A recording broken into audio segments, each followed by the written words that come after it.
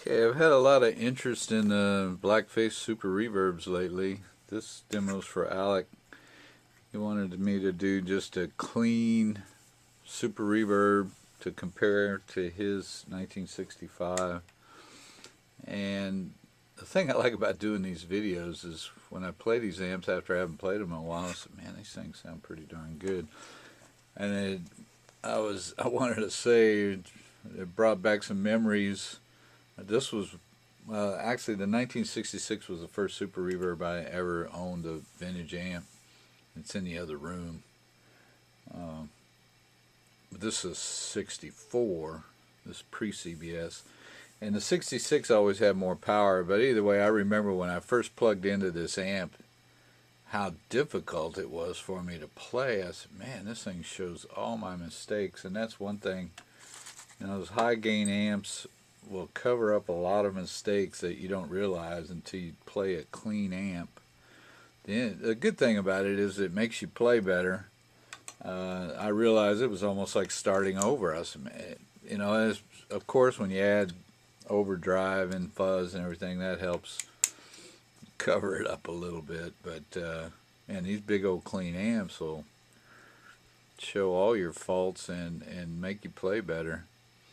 But I just turned this thing on. It sounds really good. I've got the volume on 3, treble a little over 5, middle 7, bass 3, reverb just a hair over 2, and I have the tremolo disconnected, and I don't have a tube in the normal channel. So that adds a little gain to the amp. Speakers are, I've got a hodgepodge. I've got 2 of the original Jensen ceramics, one Eminence 1028K, which is kind of a Jensen Alnico copy, and then I also have an old silver frame, I think it's 1956 or something, that I bought a Jensen P10R, and I stuck it in there. I don't know how I ended up with that combination, but it sounds good. Alright, well, enough talking. I'm going to play the black 64 Strat to match the 64 amp, and it's got the new Rumpelstiltskin experience in it. The effects, he didn't want any effects. Oh, now that I think about it, darn it. I was playing it and it sounded so good, but I had the fuzz on. Man, I was wondering why it sounded so good. I had the volume down, so the gain was kind of low. Either way, I'm going to turn everything off and then slowly add effects just so you can hear what the amp sounds like clean. I may pick up the white Strat sometime during the middle of this. Put this right here. Darn. I was wondering why it sounded so good. Let's see if I still get the same sound. I don't know.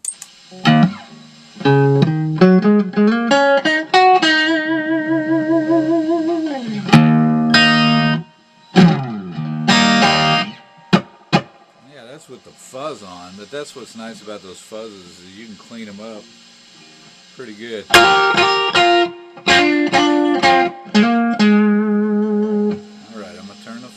Which is going to make it turn the volume all the way up. I'm going to take the Baby, put it in true bypass for now. So that's the amp just by itself. Yeah,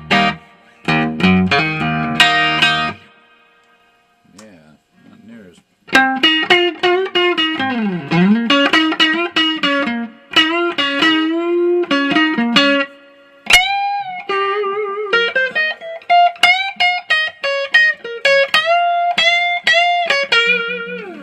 the neck pickup.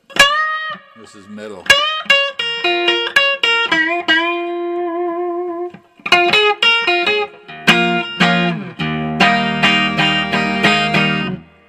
a little tuning here.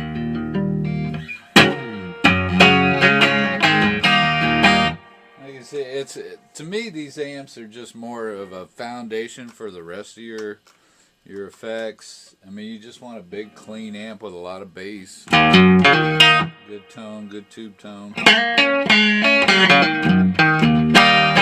I mean, Leo Fender designed these old amps.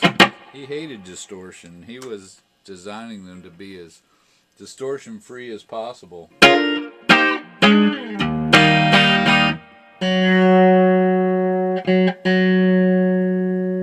I'm going to turn this thing up. The reason that I don't know what the difference is in my 66 and 64, but the 64 to me just didn't seem to have as much power. It may be the speaker efficiency. The other one has CTS ceramics in it.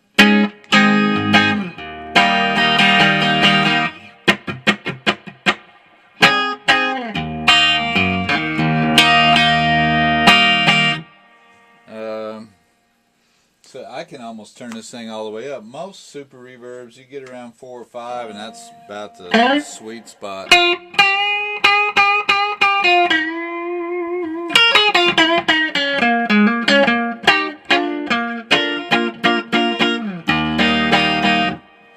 So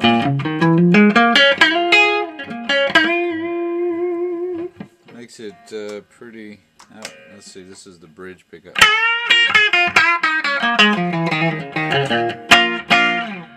You hear how clean it is.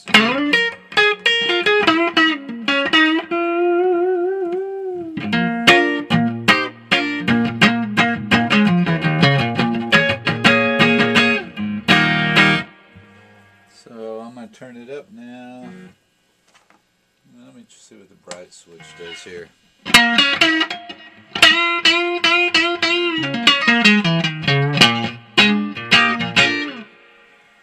Definitely bright.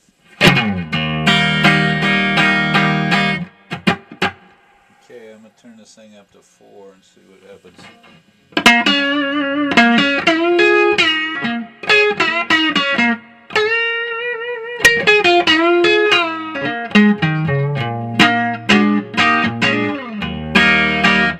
I said on my 66, if I turn it up to 4, and that thing starts kicking butt.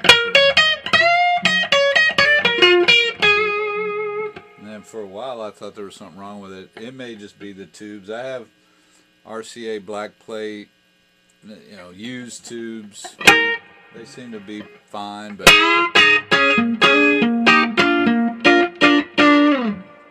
maybe they're a little on the weak side.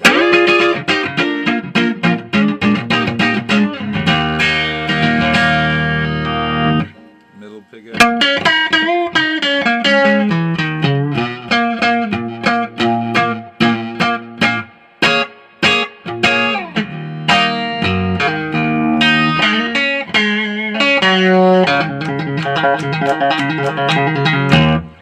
Here's pretty basic. That's why these amps almost beg for effects. Now the volume's on 5.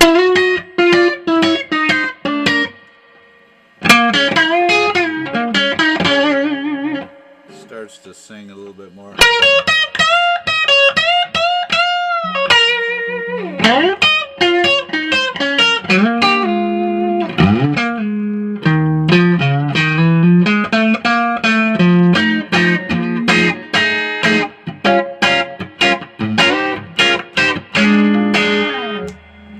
Starts to blow my ears a little more.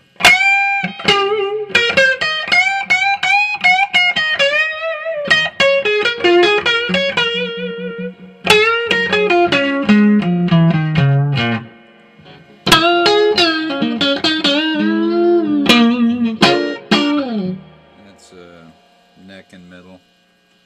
This is bridge and middle.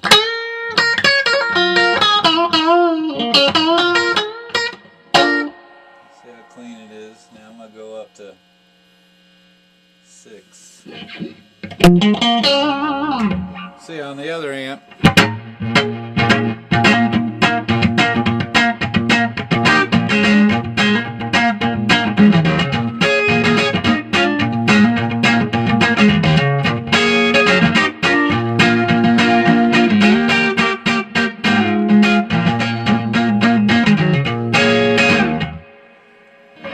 It's starting to get loud.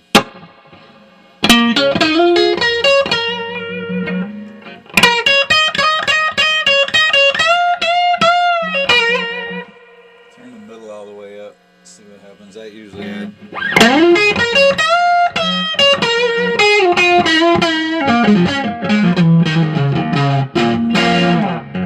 That adds quite a bit of gain.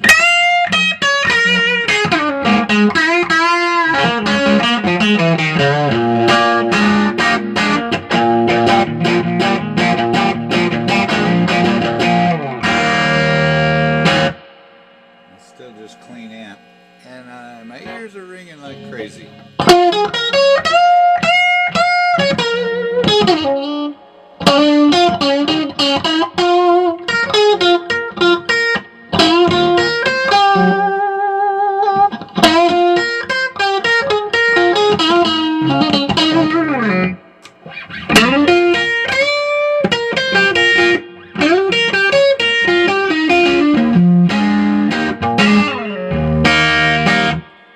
Starting to distort, probably warming up a little bit.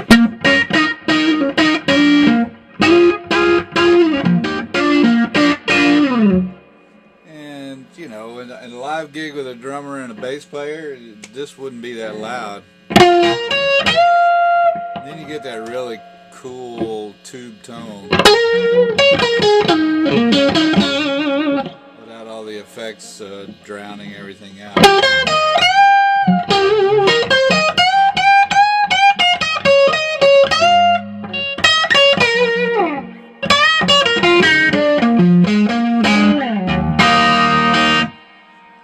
Alright, I don't know if I can take any more. Go to the 7.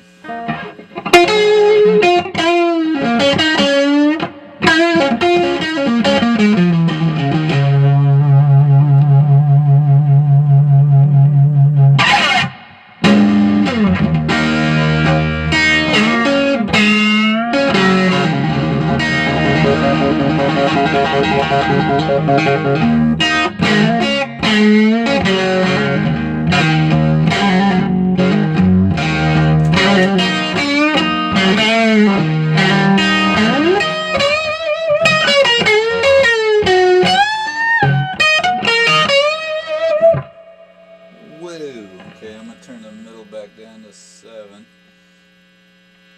Crank the treble up, maybe just to 6. Okay,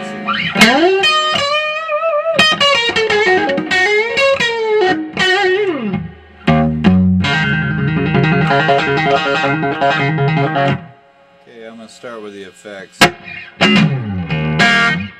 it on 7. First I'm going to put the Vibe Baby. Let's see what the Vibe Baby sounds like.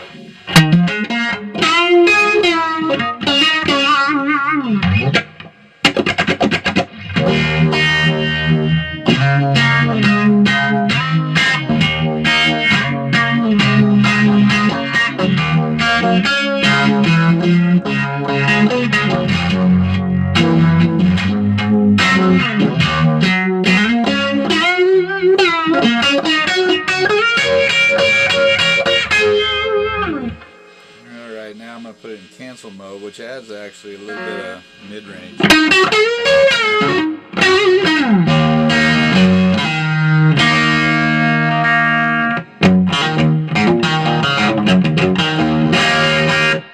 That's the bridge pickup.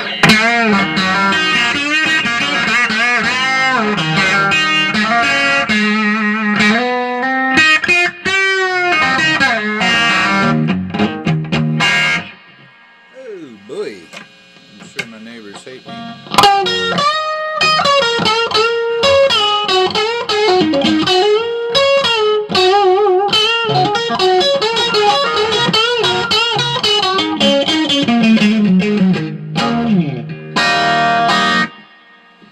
Alright, I think I'm going to have to turn it down to 5. Let's do a little wah-wah here.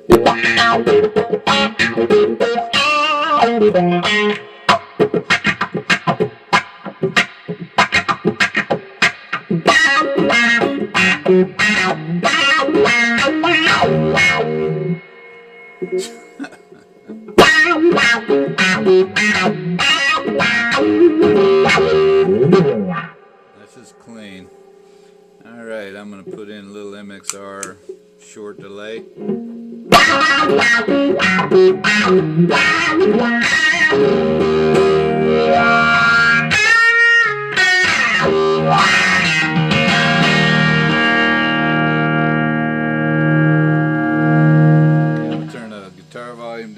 about 4 or 5, and I'm going to put the fuzz in.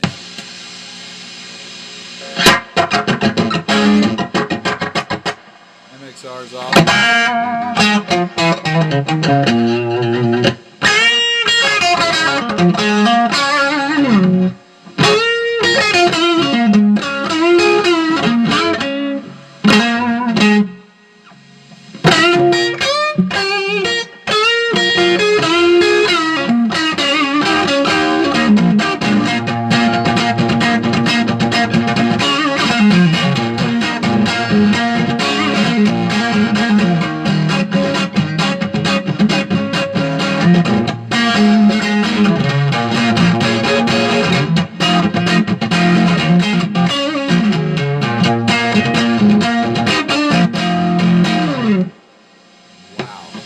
Okay, let's do a little wah-wah now.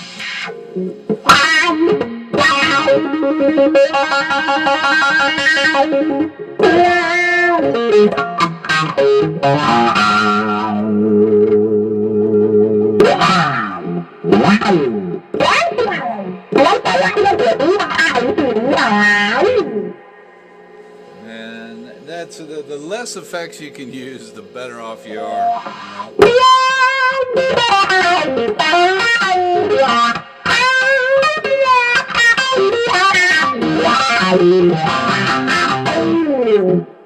And like I said, the fuzz is on. That's why I like that Germanium red fuzz face. It's just got a cool, clean sound to it, like a boost. Now watch what happens when I turn the guitar up with that fuzz.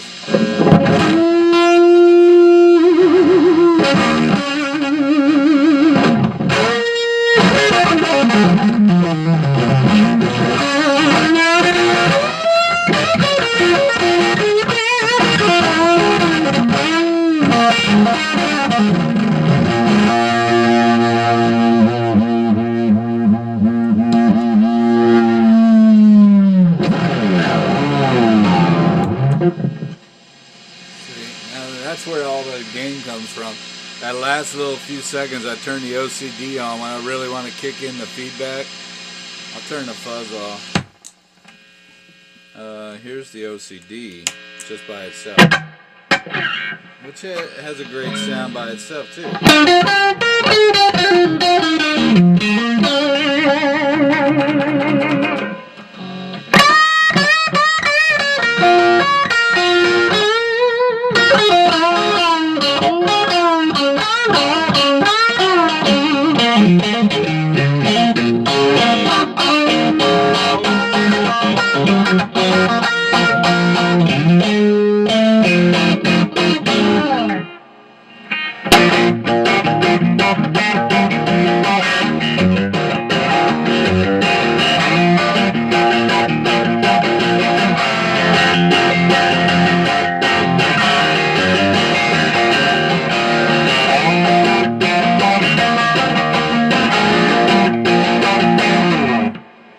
That's just OCD.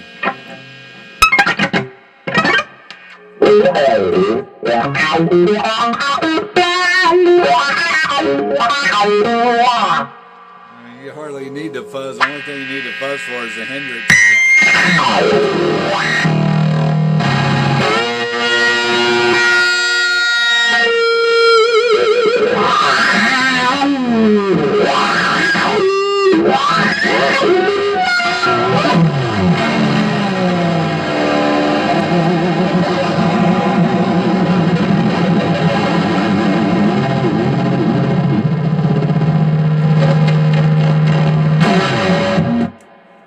Okay, that's my demo. Hope that helps. Bye.